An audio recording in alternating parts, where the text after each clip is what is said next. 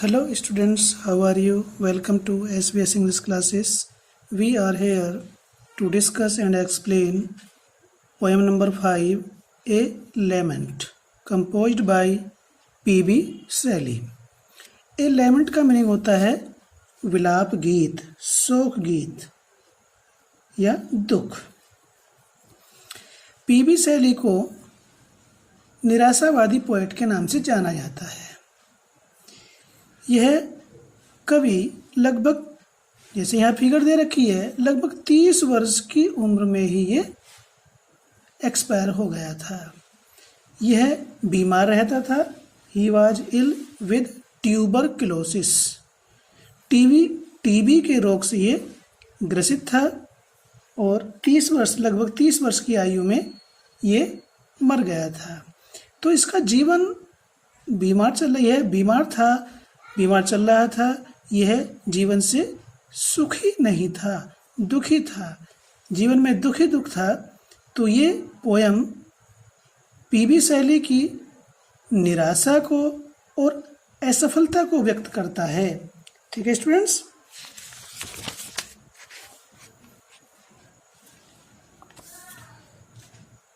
ये जो पोयम है ये पीबी शैली की निराशा और असफलता को व्यक्त करती है और पोएट इसमें संसार को, जीवन को, समय को संबोधित करता है और कहता है कि उनके जो खुशी के क्षण हैं वह कब आएंगे।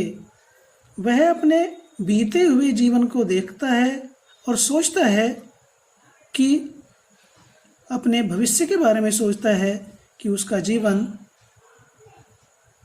खुशियों से कभी नहीं भरेगा और अपने जब अतीत के जीवन को सोचता है जो वह दुख से भरा हुआ है। और अब चूँकि वह काफ़ी लंबे समय से बीमार चल रहा है तो अपने इस संसार को छोड़ने के बारे में सोचता है कि अब वो इस संसार को छोड़ने वाला है, क्योंकि वो पाता है कि उसका प्रत्येक क्षण जीवन का प्रत्येक क्षण क्या है, वह आनंद रहित है। इस जीवन में उसके कोई भी प्रसन्नता नहीं है। चाहे वो गर्मी का मौसम आए, बसंत ऋतु आए या जाड़े का मौसम आए, कोई भी सीजन उसके लिए सुखदायी नहीं है। प्रत्येक सीजन उसका दुख से भरा हुआ है और वो सोचता है कि उसके जीवन में भविष्य में कोई आनंद उसे प्राप्त होगा नहीं। ठीक है, इस प्रकार से पोएट अपने उस असफलता को, अपनी निराशा को, जो घोर निराशा है, जो पीबी शैली है, is called a pessimistic poet, एक निराशावादी पोएट के रूप में जाना जाता है। तो let us start the poem. O world, O life, O time, on whose last steps I climb, trembling at that where I had stood before. When will return the glory of your prime?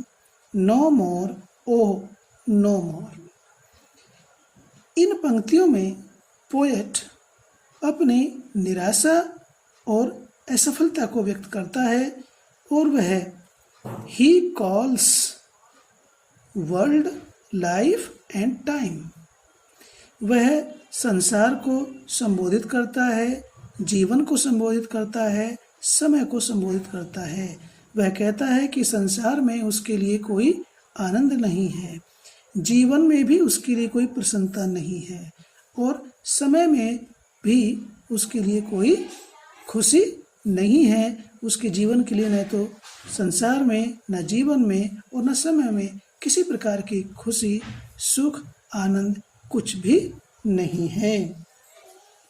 और आगे कहता है कि जिसकी सीढ़ियों पर, on whose last steps I climb, poet कहता है वर्ल्ड, संसार, जीवन और समय, इनकी सीढ़ियों पर वह चढ़ा हुआ है और जहाँ वह खड़ा है। आई क्लाइम, आई यहाँ पर पोएट है। इसमें फर्स्ट पर्सन आ रहा है, इसमें पोएट है। तो जहाँ वह खड़ा हुआ है उस स्थान पर जब वह पहले खड़ा होता था, at that where I had stood before, जब वह पहले खड़ा होता था तो वह दृढ़ता के साथ, मजबूती के साथ खड़ा होता था। लेकिन अब कमजोरी के कारण वह कांप रहा है। Trembling at that where I had stood before, और जहाँ पर वह पहले मजबूती के साथ, दृढ़ता के साथ कभी खड़ा हुआ करता था, अब वहाँ उस स्थान पर उसे खड़ा होने में कंपन महसूस हो रही है कमजोरी के कारण। When will return the glory of your prime, और वह कहता है कि तुम्हारी युवावस्था का वैभव, खुशियाँ, प्रसन्नता, सुख, चैन, when will return, कब वापिस होगा, कब आएगा।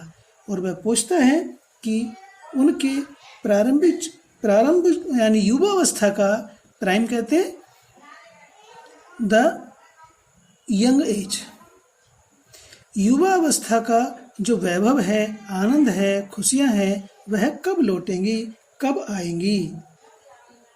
नो मोर ओ नेवर मोर, कभी कहता है कि वे खुशियां अब कभी नहीं लौट पाएंगी। भविष्य कभी कहता है कि भविष्य में उसको अपने जीवन में कभी सुख शांति नहीं मिलेगी। Now let us start this stanza once again. O world, O life, O time, on whose last steps I climb, trembling at that where I had stood before. When will return the glory of your prime? No more, O never more. The poet is fully dejected, he is without joy, he feels that he would not live long in this world. So he expresses his grief in these lines.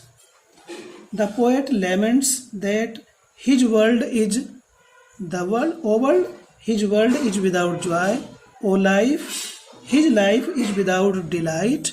O time, his time is without pleasure for him. On whose last steps I climb, trembling at that where I had stood before. The poet says that he has come on the last steps of his life. He had been firm, trembling at that where I had stood before. The poet says that he had been firm and strong once, but now he is trembling. लेकिन अब वह कांप रहा है with weakness. He has become weak due to long illness. So he feels that he will never again get back the lost joy of his youthfulness. When will return the glory of your prime? No more or never more. तो कभी ये महसूस करता है कि उसको अपने युवावस्था का जो आनंद है वो कभी प्राप्त होने वाला नहीं है। तो इस प्रकार से इन लाइंस में पोएट पी.वी. शैली expresses his deep dejection and failure, because he has no interest, no joy, no delight, no pleasure in his life due to long illness. He was suffering from tuberculosis, इसे TB कहते हैं short में, क्षय रोग। तो उसे अपने जीवन में कुछ भी आनंद महसूस नहीं होता है। ये पोयम उसकी निराशा और असफलता को व्यक्त करती है।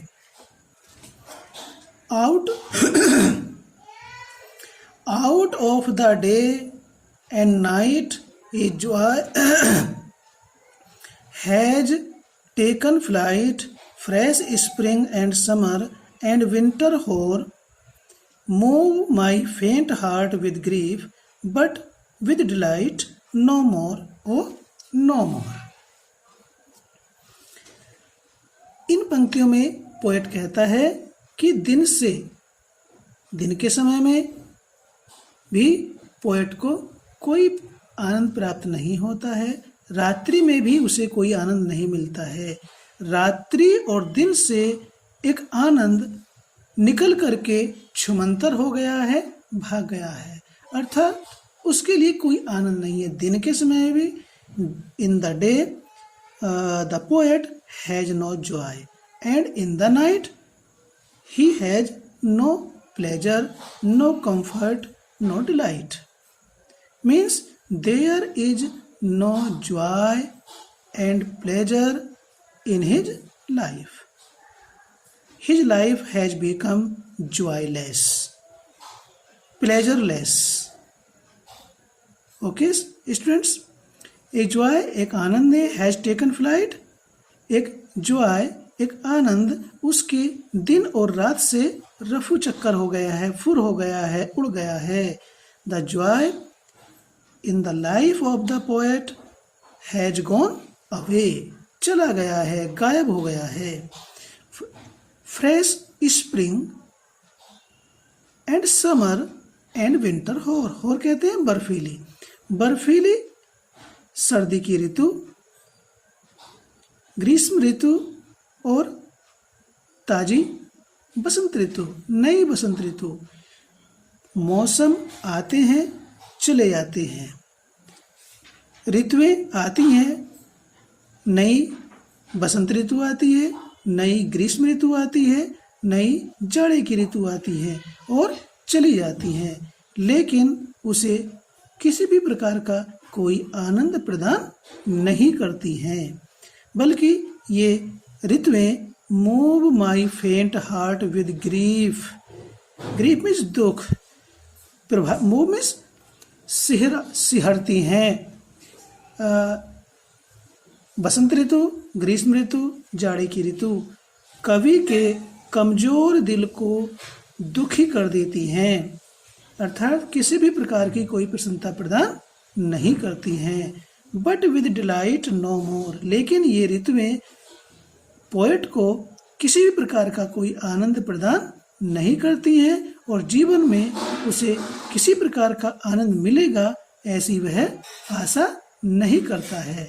वो सोचता है कि भविष्य में उसका जीवन आनंद रहित रहेगा, क्योंकि वह इस दुनिया में अधिक समय तक नहीं रहने वाला है। See it once again. Out of the day and night a joy has taken flight. P B. Shelley feels joy neither in the day. The poet P.B. Shelley finds no joy in the day and finds no joy in the night. Joy has left him. A joy has taken flight. A joy has gone away from the life of the poet. Means the joy has left the poet and his life. आनंद ने कवि को और कवि के जीवन को छोड़ दिया है, उसके जीवन से चला गया है। Fresh spring and summer and winter hoar. तो poet says further fresh season of spring, summer, snow winter come and leave, but give him no delight, no pleasure, no happiness. The poet has nothing else but grief in his weak heart. He has lost joy forever.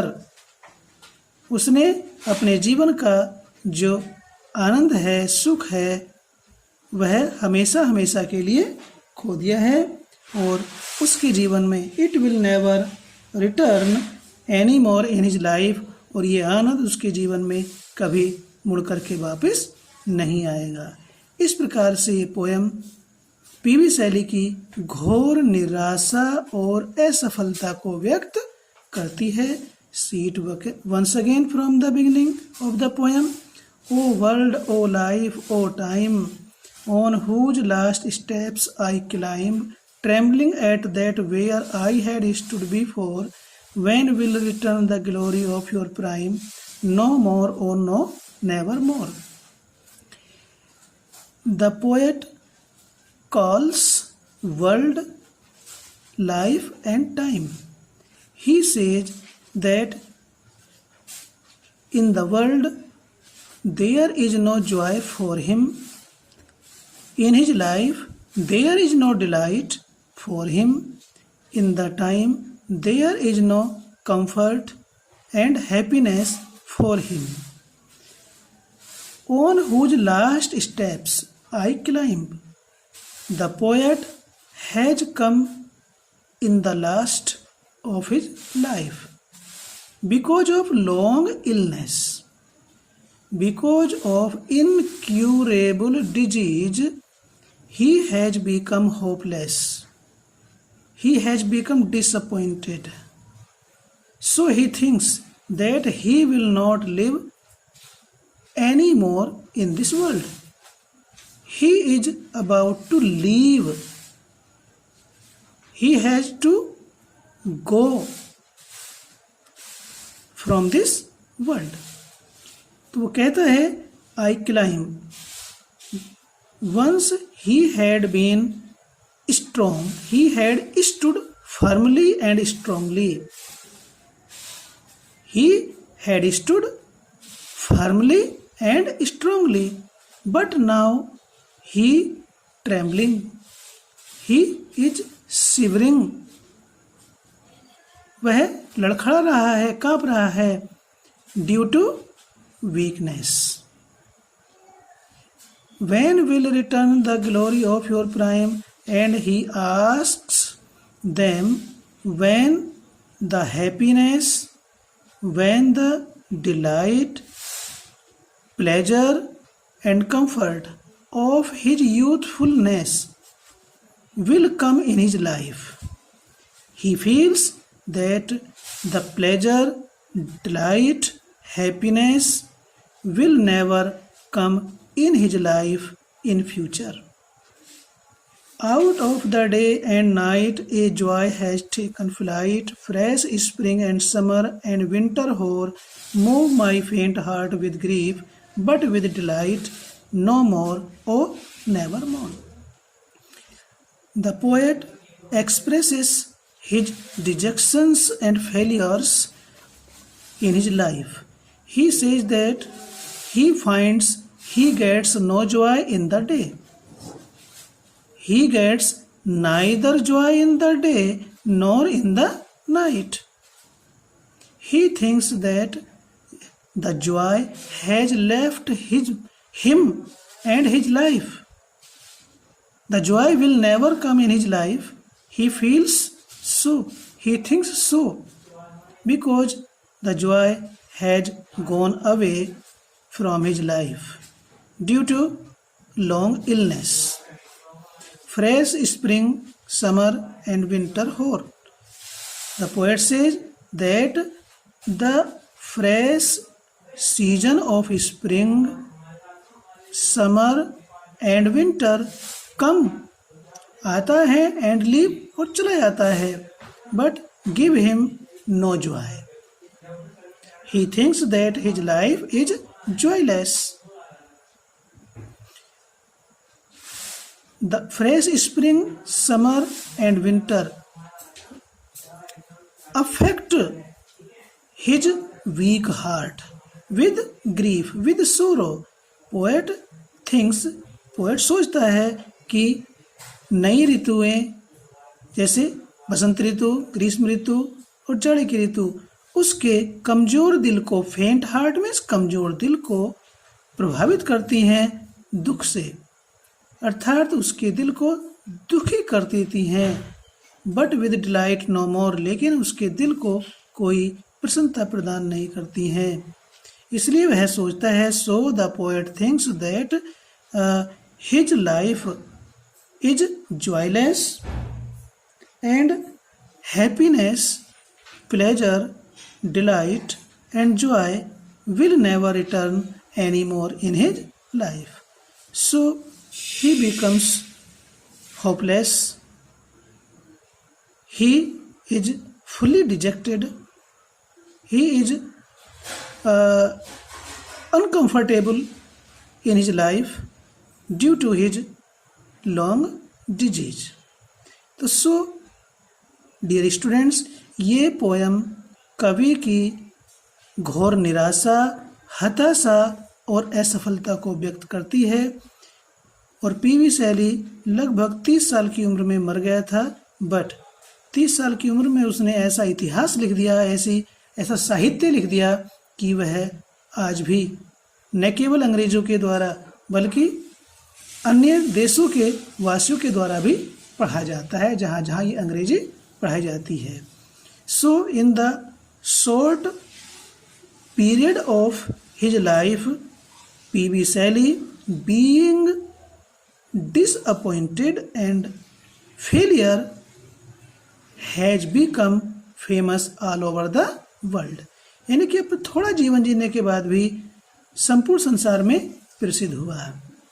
तो हमें इससे ये शिक्षा मिलती है कि हम चाहे थोड़ा जीवन जिए, खुश होकर के जिए, उसमें उदास न हो, और उस थोड़े से जीवन को ही हम महत्वपूर्ण बनाएं, यादगार बनाएं, लोग याद करें हमें, ऐसा हम अपने जीवन को बनाएं। केवल निराशा में ही डूबे रहने से कोई काम नहीं चलता है। Only disappointment can not make anything good for you. It is only your hard work that will make you famous, renowned all over the world. Thanks.